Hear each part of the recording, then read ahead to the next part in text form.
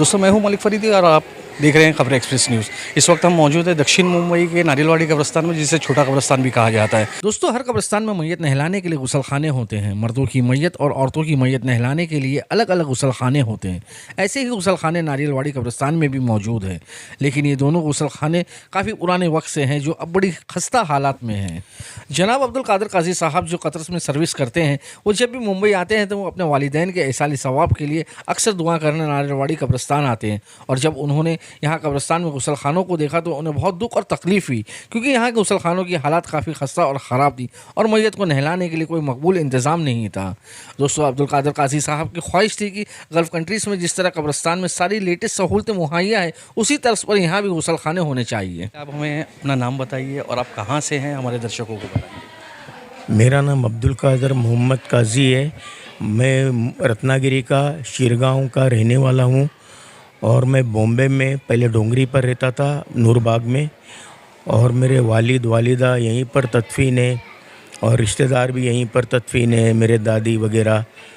तो मैं यहाँ से कतर चला गया, मगर मुझे अरमान थी कि मैं ये कमरा गुस्ल का बनाऊँ।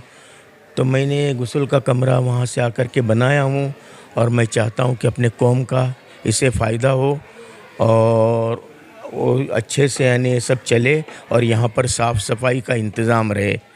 मैं इंतज़ामिया से ये गुजारिश करूँगा कि इस कमरे की साफ़ सफाई हमेशा रहे, बस मैं यही चाहता हूँ। अब्दुल कादिर काजी साहब ने कब्रिस्तान के मैनेजिंग ट्रस्टी जनाब सलीम खान से और दूसरे ट्रस्टीज से मुलाकात की और गुसलखाने को रेनोवेट करने की परमिशन मांगी और ट्रस्ट ने उन्हें इजाज़त दे दी।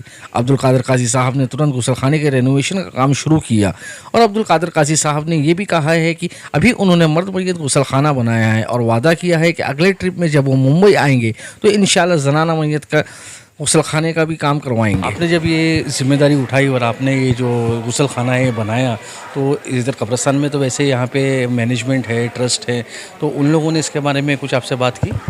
जी हाँ, मैंने जा कर के पहले ट्रस्ट से मैंने परमिशन लिया, उनसे पूछा। हमारे बड़े यहाँ पर ट्रस्ट के सलीम भाई है, उनसे मैंने इजाज़त मांगा, उन्होंने उसी वक्त इजाज़त दे दी। तो ये कमरा काफ़ी खस्ता हालत में था और काफ़ी गंदगी भी थी। तो मैंने सोचा कि ये कमरा मैं बना लूँ और बाद में अगर अल्लाह ने चाहा, अगर बाजू में औरतों का भी गुस्ल का कमरा है, अभी मुझे इतना वक्त नहीं है, मुझे जाना है, इसके लिए मैं ये कमरा बाद में बनाना चाहता हूँ। अगर कोई अल्लाह के बंदे ने अगर वो कमरा बनाया तो बनाए, नहीं तो फिर इंशाअल्लाह अगली मर्तबा फिर मैं कोशिश करूँगा इंशाअल्लाह। मगर मैं चाहता हूँ कि इसकी साफ़ सफाई रहे हमेशा और अपने मुसलमानों को, कौम को इसका फ़ायदा। दोस्तों आज मर्द मैयत के गुसलखाने को देखकर यकीन नहीं होता है कि गुसलखाना ऐसा भी हो सकता है जो लेटेस्ट टेक्नोलॉजी और सहूलतों से लेस है। दोस्तों अब्दुल कादिर साहब ने यह भी कहा है कि कतर जाने पर उनकी गैर मौजूदगी में उनके कज़िन ब्रदर तौहीद और सरवर भाई इस गुसलखाने की मेंटेनेंस और साफ़ सफाई का ध्यान रखेंगे। अभी जैसे आप बताएं कि आप वापस से कतर जाने वाले हो, आपने तो अपनी ज़िम्मेदारी पूरी की, लेकिन इसकी देखभाल के लिए आप किसी को यहाँ पर ज़िम्मेदारी दे के जा रहे हैं?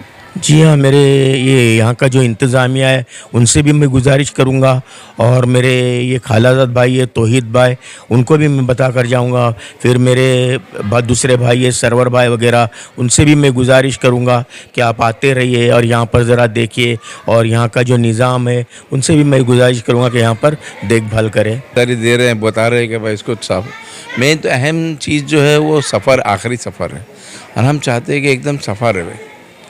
ये आखिरी सफ़र का जो ये मंजिल है आखिरी, यहाँ से आदमी अच्छे से साफ़ सुफ होकर के जावे और लोग यहाँ से ना फ़ायदा उठावे इस चीज़ से। जो कादिर भाई ने हमारे किया है, ये बहुत बड़ा काम किया है इन्होंने, अल्लाह उनको अच्छा रखे और अच्छे से। और आगे जो हमारा कमरा है वो भी बनाने के भी इंशाल्लाह अल्लाह तौफीक दे उनको और वो भी करावे उनसे। तो मैं उन जो जिम्मेदारी दे रहे हैं मैं पूरी करूँगा। मैं आऊँगा हर 2 दिन में आकर के देखेंगे, कुछ तकलीफ़ होगी तो हम लोग अपने तौर पर करेंगे कादिर भाई से मशवरा करके इंशाल्लाह। अस्सलाम वालेकुम।